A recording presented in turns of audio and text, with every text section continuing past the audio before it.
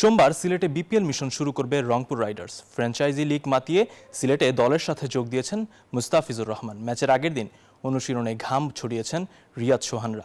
এদিকে চট্টগ্রামের বিপক্ষে মাঠে নামবে শক্তিশালী রংপুর। আরেক ম্যাচে নোয়াখালীর প্রতিপক্ষ রাজশাহী। জমজমাট এই দুই ম্যাচে মাঠে নামবে দেশি বিদেশি তারকারা। সিলেট থেকে শাহিন মিয়ার ক্যামেরায় আশিক সারোয়ারের রিপোর্ট। বিপিএল এর আগে গোটা রংপুর শিবিরের অপেক্ষা মুস্তাফিজের জন্য।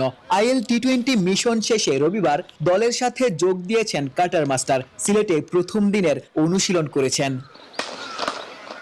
মুস্তাফিজ রংপুরের সব থেকে বড় অস্ত্র। আইএল টি20তে যে কটা ম্যাচ খেলেছেন আসরের সর্বোচ্চ উইকেট শিকারী ছিলেন। আইপিএলও দেশের ইতিহাসে সর্বোচ্চ দাম পাওয়ার রেকর্ড গড়েছেন। রংপুর রাইডার্সের পাকিস্তানি ব্যাটার খাজা নাফেও আইপিএলে ফিজের বোলিংয়ের প্রশংসা করেছেন।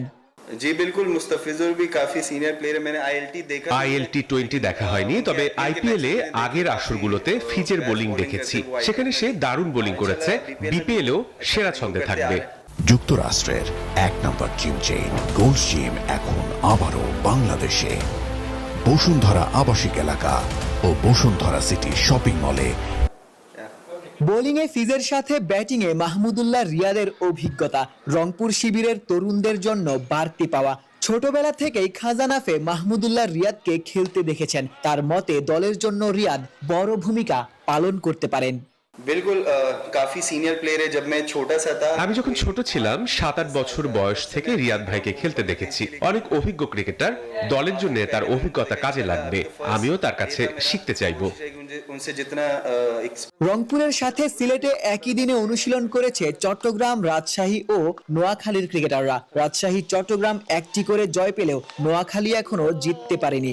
সোমবার তাদের প্রতিপক্ষ শক্তিশালী রাজশাহী। যদিও নোয়াখালীকে ছোট করে দেখছেন না রাজশাহীর ব্যাটিং কোচ। আমরা টপ অর্ডার আমাদের একটু কলাপস করতেছে, ওইখান থেকে আমাদের কিছুটা কন্ট্রিবিউশন আসলে আমাদের জন্য একটু ভালো হতো।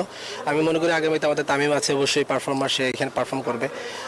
আমরা মুখে আছি ও পারফর্মের জন্য।